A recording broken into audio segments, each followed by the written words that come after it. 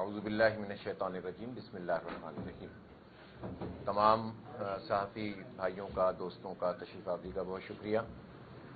آج ہم جنوبی پنجاب کے دورے پر ہیں اور صبح سے بھاولپور میں ہم اپنے تمام ساتھیوں کے ساتھ بیٹھے تھے اور اپنے پورے کام کا بھی جائزہ لے رہے تھے اور حالات کا بھی جائزہ لے رہے تھے کہ پاکستان کے عوام ان علاقوں میں کس طرح کی صورتحال سے دوچار ہے۔ پھر اب ہم ملتان یہاں آئے ہیں اور اب ہمیں یہاں بھی بہت ساری میٹنگز کرنی ہیں۔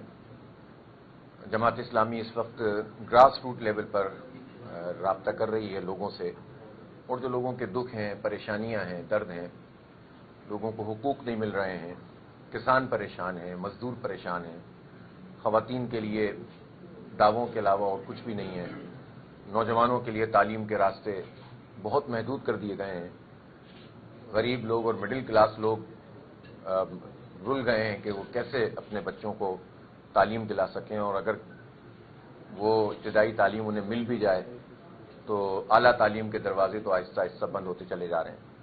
ایسی صورتحال میں بدقسمتی سے پاکستان میں کوئی آواز بھی ایسی نہیں ہے جو عوام کے ان جینوئن ایشوز پر اٹھتی ہو۔ پولیٹیکل پارٹیز کے اپنے ایجنڈے ہیں اور اس ایجنڈے کی بنیاد پر وہ اپنا اپنا کام کر رہے ہیں، لیکن عوام کے ان سب مسئلوں پر کوئی بات نہیں کرتا۔ آپ نے دیکھا کہ بجلی کا کتنا بڑا کرائسس، یعنی وہ پاکستان کے جہاں ہماری کنزمپشن اگر پیک بالکل ڈیز میں 30,000 میگا واٹ ہے تو ہمارے پاس آلریڈی 46,000 میگا واٹ بجلی اویلیبل ہے، کیپیسٹی ہے ہماری، اور نارمل اگر ایوریج دیکھیں تو یہ ہماری جو ڈیمانڈ ہے وہ 22,000 سے زیادہ کی نہیں ہے، لیکن اس کے باوجود بھی لوڈ شیڈنگ ہوتی ہے، اس کے باوجود بھی لوگوں کو تنگ کیا جاتا ہے، اور پتہ یہ چلا کہ 250-300 ارب روپے لوٹ لیے گئے پاکستانی قوم سے، کس بات پر؟ اوور بلنگ پر۔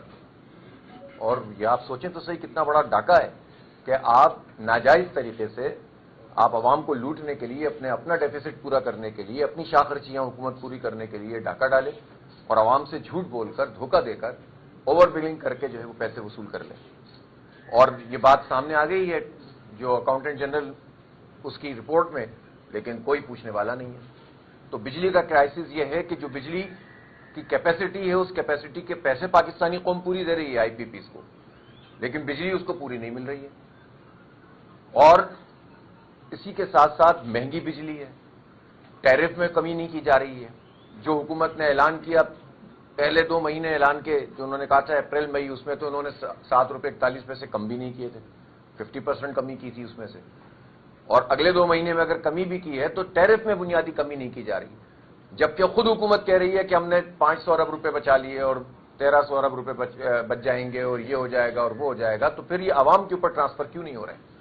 تو بجلی کا کرائسس ہے، کسانوں کا مسئلہ ہے، رل گئے ہیں، کھاد نہیں ملتی ہے سستی، دوائیں نہیں ملتی ہیں، ریٹ نہیں ملتا، گنے والوں کو گنے کا ریٹ نہیں ملتا، گندم والوں کو دھوکہ دیا جاتا ہے، اور یعنی پنجاب حکومت نے تو یہ ظلم کیا کہ اعلان کر کے اس نے کہ پچھلے سال آپ کو یاد ہوگا 3900 روپے کا اعلان کیا تھا اور اس سے پیچھے ہٹ گئے، یعنی حکومت اور ریاست کی سطح پر دھوکہ دی عوام کے ساتھ، اور پھر دکھانے کے لیے اسکیمیں نکال دیتے ہیں، 0.00001% لوگوں کے لیے چند اسکیمیں نکال کے، تصویریں کھنچوا کے، ویڈیو بنا کے، اور ہمارے ہی ٹیکسوں کے پیسوں سے اشتہار چلا کے سمجھتے ہیں کہ ہم نے لوگوں کو بیوقوف بنا دیا۔ پاکستان زرعی ملک ہونے کے باوجود، اور پاکستان وہ ملک جو پچھلے فسکل ایئر میں سب چیزوں میں ہم پیچھے گئے تھے اور زراعت میں ہم 6.5% آگے بڑھے تھے، اور اس سال ہم صرف 0.5% گروتھ کر سکے۔ تو یہ بدترین جو گورننس ہے اور بدترین جو ہے وہ حکومت ہے، جس کے نتیجے میں یہ ہم نیچے کی طرف زراعت میں بھی چلے گئے ہیں، اور دعوے ان کے سنتے رہے ہیں آپ، کوئی ویلیو ایڈیشن نہیں ہے، عام کاشتکاروں کے لیے کچھ بھی نہیں ہے۔ بڑے بڑے جاگیردار اور وڈیروں کو تو یہ سہولت حاصل ہے کہ وہ ٹیکس بھی نہیں دیتے، اور اس کے ساتھ ان کی شوگر ملز بھی ہیں، وہ شوگر ایکسپورٹ کر کے بھی کماتے ہیں، وہ شوگر امپورٹ کر کے بھی کماتے ہیں، شوگر مافیا ہے، 12 ڈیلر ہیں، کوئی رجسٹر نہیں ہے، اور ان کے ساتھ حکومتی پارٹیوں کے لوگ موجود ہیں، 89 یعنی 89 اگر شوگر ملز ہیں تو 84 شوگر ملز تو شریف خاندان اور زرداری خاندان اور کریم خاندان، بس ان پر مشتمل ہوں گی زیادہ۔ یعنی حکومت میں شامل حکومت کرنے والے لوگوں کی شوگر ملز ہیں، اور پھر کہتے ہیں کہ یہ شوگر ایکسپورٹ کیسے ہو گئی اور پھر امپورٹ کیسے ہو گئی. پھر یہ جو کرائسس ہے کہ 140 روپے کی شوگر اگر 210 روپے پہ مل رہی ہے تو کون اس کا ذمہ دار ہے؟ یہی لوگ ذمہ دار ہیں جو ان ساری حکومتوں میں موجود ہوتے ہیں. اس لیے اس ساری سچویشن میں کوئی آواز قوم کے لیے نہیں اٹھتی ہے، ان کے مسائل پر نہیں اٹھتی. الحمدللہ جماعت اسلامی یہ آواز اٹھا رہی ہے، مسلسل ہم کام کر رہے ہیں، اور ظاہر ہے ہمیں جو چیلنج درپیش ہے وہ یہ ہے کہ ہمیں گراس روٹ لیول پر جانا ہے، عام لوگوں تک پہنچنا ہے.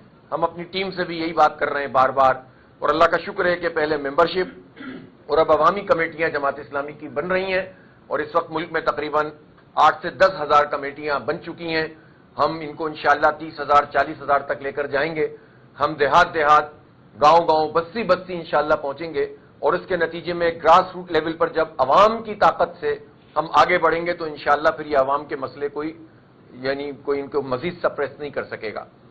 اسی لیے جماعت اسلامی نے نومبر کے مہینے میں 21 22 23 نومبر کو مینار پاکستان پر ایک بہت بڑا پاکستان کی تاریخ کا سب سے بڑا انشاءاللہ اجتماع ہوگا، اور یہ اجتماع عام لوگوں کو ایک امید دلائے گا، مایوس نوجوانوں کو امید دلائے گا کہ ایسے نہیں بیٹھے ہوئے ہم کہ بس جو چاہو کرتے رہو، ہمارے حق پہ ڈاکہ مارتے رہو، جمہوریت کو پامال کرتے رہو، فارم 47 والوں کو مسلط کرتے رہو، جنمن لوگوں کو آگے بڑھنے نہیں دو اور ہم تماشا دیکھتے رہیں. اب یہ بہت ہو گیا ہے. ہم ایک عوامی قوت کے ذریعے اللہ کی مدد سے انشاءاللہ چیلنج کریں گے اس پورے نظام کو کہ جو نظام ہمیں ہمارا حق نہیں دیتا ہے، ہمارے حق پہ ڈاکہ مارتا ہے. تو 21 22 23 نومبر کو انشاءاللہ ایک بہت بڑا اجتماع ہوگا، اور ہم نے اس کی کیمپین شروع کر دی ہے. گراس روٹ لیول پہ بھی کام کر رہے ہیں، ایشوز کو بھی ہائی لائٹ کر رہے ہیں، اور ہم غافل نہیں ہیں فلسطین کے اپنے بچوں سے اور ان جوانوں سے اور ان بوڑھوں سے اور ان خواتین سے جو قحط سالی کا مصنوعی طور پر جو قحط وہاں مسلط کیا گیا، ناکہ بندی کی ہے اسرائیل نے. پوری دنیا میں احتجاج لوگ کر رہے ہیں، مغرب میں لوگ نوجوان اٹھ کر کھڑے ہو گئے. ابھی آسٹریلیا جیسے ملک میں لاکھوں لوگوں نے سڈنی میں احتجاج کیا، ہالینڈ میں، یورپ میں احتجاج ہو رہا ہے، امریکہ میں احتجاج ہو رہا ہے، لیکن امریکہ پوری طرح سے اسرائیل کو سپورٹ کر رہا ہے. بدقسمتی سے جو مسلم ممالک کو رول ادا کرنا چاہیے وہ نہیں کر رہے. یہ ایجپٹ ہے کہ جس کا راستہ غزہ میں جاتا ہے اور انہوں نے وہ راستہ روکا ہوا ہے اور وہ ان کو راستہ فراہم نہیں کر رہے ہیں. اسی طرح سے اگر یہ مسلم ممالک اپنی طاقت کے ساتھ سامنے آئیں تو اسرائیل کی مجال نہیں ہے کہ ہمارے بچوں کو اس طرح ان کا قتل عام اور ان کی نسل کشی کر سکے. بہرحال بحیثیت مسلمان ہماری یہ ذمہ داری ہے، اور بحیثیت انسان بھی ہماری ذمہ داری ہے کہ ہم اٹھ کر کھڑے ہوں ان مظلوموں کے لیے، آواز کو بلند کریں. اور ہماری حکومتوں کا بھی یہ کام ہے. پاکستان کو اللہ تعالیٰ نے یہ مقام دیا ہے، خاص طور پر پاک بھارت جنگ کے بعد جو پوزیشن پاکستان کو حاصل ہوئی ہے، یہ پوزیشن امت کے لیے استعمال ہونی چاہیے، حکمرانوں کے لیے استعمال نہیں ہونی چاہیے. وہ ٹرمپ کی خوشامد اور چاپلوسی کر کے جو کچھ حاصل کرنا چاہتے ہیں اس سے امت کو کیا ملے گا، اس سے پاکستان کو کیا ملے گا؟ ہو سکتا ہے ان کے اقتدار میں چند دن کا اضافہ ہو جائے. تو ہم یہ چاپلوسی نہیں چاہتے، ہم عزت اور وقار سے ہر ملک کے ساتھ بات کرنا چاہتے ہیں. اور پاکستان اگر لیڈنگ رول ادا کرے تو یہ ایٹمی پاکستان اور ایک ایسا پاکستان جس نے ایک بڑی طاقت کو ابھی حال میں شکست دی ہے، وہ اگر اور ممالک کے ساتھ مل کر اگر طاقتور آواز اٹھائے گا تو اسرائیل پیچھے کی طرف ہٹے گا. لہذا ہماری یہ ذمہ داری ہے کہ ہم ان سے اظہار یکجہتی بھی کریں، فلسطینیوں سے، غزہ کے لوگوں سے، اور ان کے لیے آواز بلند کریں. اور جو مدد ہم فراہم کر سکتے ہیں، الحمدللہ جتنی بھی امداد پاکستان سے جا رہی ہے اس میں الخدمت کا میجر اس میں کنٹریبیوشن ہے، اور یہ عوام کے تعاون سے یہ کام ہوتا ہے. جتنی پہنچ پاتی ہے الحمدللہ وہ یہاں سے ہم پورا انتظام کرتے ہیں. لیکن جس لیول پر ان کو مدد چاہیے، 22-23 لاکھ لوگ ہیں، بچے ہیں، روزانہ ہزاروں کی تعداد میں بچے شہید ہو چکے ہیں صرف بھوک سے. آپ تصور کریں، ہمارے بچے ہیں.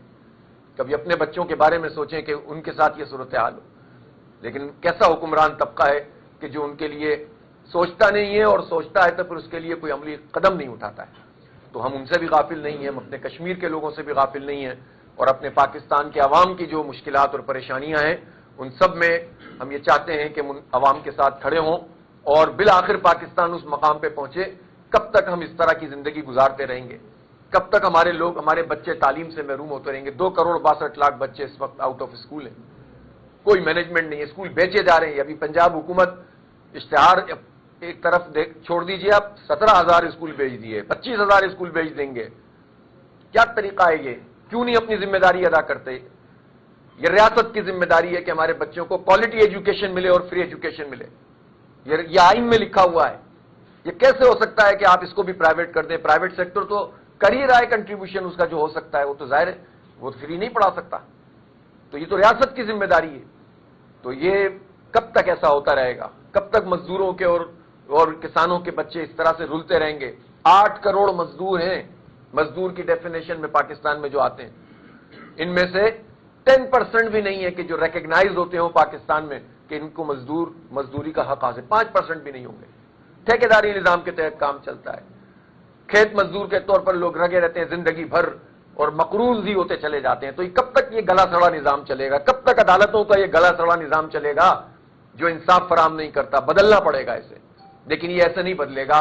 اس کے لیے وہی پارٹی یہ کام کر سکتی ہے کہ جو امانت اور دیانت کے ساتھ اور خلوص سے اور منظم ہو کر جد و جہد کرے. بھیڑ سے کبھی بھی انقلاب نہیں آتے. انقلاب آتے ہیں تو دوسرا انقلاب ان کو ریپلیس کر دیتا ہے. جو منظم انقلاب ہوتا ہے کسی نظریے کے تحت ہوتا ہے اور صحیح لیڈرشپ میں ہوتا ہے اور آرگنائز ہوتا ہے، وہی دیرپا اور پائیدار ہوتا ہے.